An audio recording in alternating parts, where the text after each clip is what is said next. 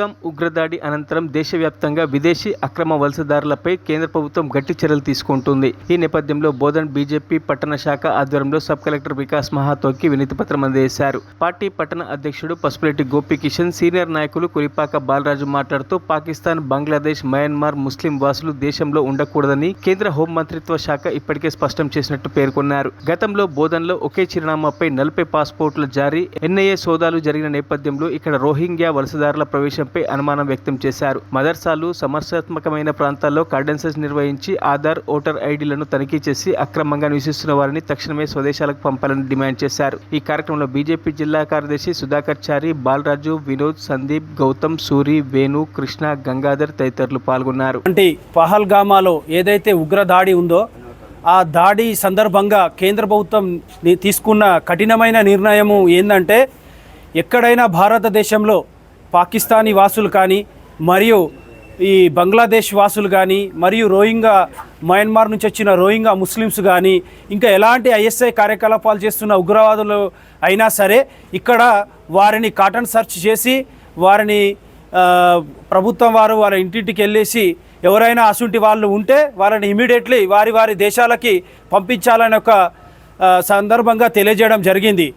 ఒకటి బోధనలో ఏంటంటే, మనం గతంలో జరిగిన సంఘటనలు చూస్తుంటే గతంలో ఒకే అడ్రస్ మీద 40 పాస్పోర్టులు దొరికిన సందర్భం బోధనలో మనం చూసిన సంఘటన ఉంది. మరియు ఎన్ఐఏ సోదాలు కూడా మనకి ఇక్కడ రెంజల్ బేస్లో కానీ, ఎంఎస్ ఫారంలో కానీ వాళ్ళు ఎన్ఐఏ సోదాలు చేయడం కూడా గతంలో మనము ఆ పరిస్థితులు ఇక్కడ చూసినాము. అలాగే కొన్ని మదరసాలలో కూడా ఇక్కడ ఐఎస్ఐ కార్యకలాపాలు జరుగుతూ అక్కడి నుంచి వచ్చిన వాళ్ళే ఈ బాంబు దాడులకి మరియు ఈ అమాయక భారత ప్రజల్ని చంపడం జరుగుతూ ఉంది. కావున మేము బోధన్ పట్టణ శాఖ నుంచి బోధన్ సబ్ కలెక్టర్ గారికి కూడా మేము వారికి విన్నవించింది ఏంటంటే, ఇక్కడ కూడా బోధన్లో కాటన్ సర్చ్ చేసి తనిఖీలు జరిపి పాకిస్తానీ మరియు బంగ్లాదేశ్, మయన్మార్ రోహింగ్యా ముస్లిమ్స్ కానీ మరియు మదరసాల పట్ల కానీ సమస్యాత్మక ప్రాంతంలో కానీ కాటన్ సర్చ్ చేసి ఇంటింటికి తనిఖీలు చేసి వారి యొక్క ఆధార్ కార్డు, ఓటర్ కార్డు మరియు ప్రతిదీ ఒకటి చెక్ చేసి ఒకవేళ అలాంటి వాళ్ళు ఎవరైనా ఇక్కడ ఉంటే కేంద్ర ప్రభుత్వము హోంశాఖ నుంచి వచ్చిన ఆదేశాల మేరకు వారిని వెంటనే వారి దేశాలకు పంపించాలని చెప్పేసి బోధన్ బీజేపీ పట్టణ శాఖ తరఫున మేము ప్రత్యేకంగా డిమాండ్ చేస్తూ ఉన్నాము. మరియు ఇలాంటి కార్యక్రమాలకు, ఇలాంటి వ్యక్తులకు కూడా ఎవరైనా ఆశ్రయం కల్పిస్తే వారిని కూడా కఠినంగా శిక్షించి దేశ బహిష్కరణ చేయాలని చెప్పేసి కూడా మేము భాజపా నుంచి డిమాండ్ చేస్తూ ఉన్నాం. భారతీయ జనతా పార్టీ బోధన్ పట్టణ శాఖ ఆధ్వర్యంలో మరి నేడు సబ్ కలెక్టర్ వికాస్ మాతా గారికి ఒక వినతి పత్రం ఇవ్వడం జరిగింది.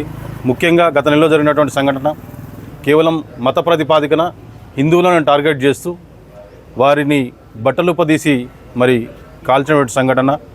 ఆ కాల్పుల్లో చాలామంది మరి వాళ్ళ కుటుంబాలు కూడా అన్యాయం జరిగింది.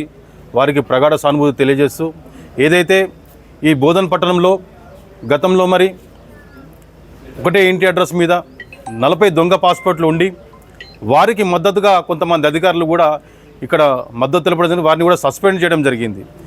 దీన్ని దృష్టిలో పెట్టుకొని ఏదైతే కేంద్రం హోంమంత్రిత్వ శాఖ నుంచి అమిత్ షా గారు పిలుపునివ్వడం జరిగింది, దాన్ని దృష్టిలో ఉంచుకొని ఈ మదర్సాలలో కానీ అట్లాగే పాకిస్తాన్ కానీ బంగ్లాదేశ్ కానీ వారికి మద్దతు పలుకుతున్నటువంటి కొంతమంది వ్యక్తుల్ని, ముస్లింలని వారిని గుర్తించి పాకిస్తాన్ జిందాబాద్ అనేటువంటి వ్యక్తుల్ని పాకిస్తాన్కి మద్దతు తెలపడం, మొన్న జరిగిన సంఘటన విషయంలో వారికి మద్దతు తెలపడం, అట్లా జరుగుతున్నటువంటి వాళ్ళని ఇమీడియట్లీగా ఈ దేశం నుంచి మరి పాకిస్తాన్, బంగ్లాదేశ్, మయన్మార్కు పంపించాలని చెప్పేసి కేంద్ర హోంశాఖ మరి ఇవ్వడం జరిగింది. మరి దాన్ని దృష్టిలో ఉంచుకొని ఈరోజు సబ్ కలెక్టర్ కలవడం జరిగింది. మరి ఏదైతే మరి బోధన్లో జరిగిన సంఘటన మరి ఇవన్నీ కూడా దృష్టిలో ఉన్నాయి. కేవలం హిందువులను టార్గెట్ చేస్తూ హిందువులనే మరి చంపుతూ ఇటువంటి చేస్తున్న సంఘటనలన్నీ కేవలం మత ప్రతిపాదికన, మతంను ఉద్దేశించుకొని టార్గెట్ చేయడం జరుగుతూ ఉంది. కాబట్టి సబ్ కలెక్టర్ గారు కూడా విన్నవించుకున్నాం. భారతీయ జనతా పార్టీ బోధన్ పట్టణ శాఖ ద్వారా వారు కూడా సానుకూలంగా స్పందించి మదర్సాలలో కానీ ఎక్కడైతే సమస్యాత్మక ప్రాంతాల్లో ఉంటారో మరి వాళ్ళని గుర్తించి మరి ప్రభుత్వ పరంగా వారి దేశాలకు పంపించే విధంగా చేస్తానని చెప్పడం జరిగింది. ధన్యవాదాలు.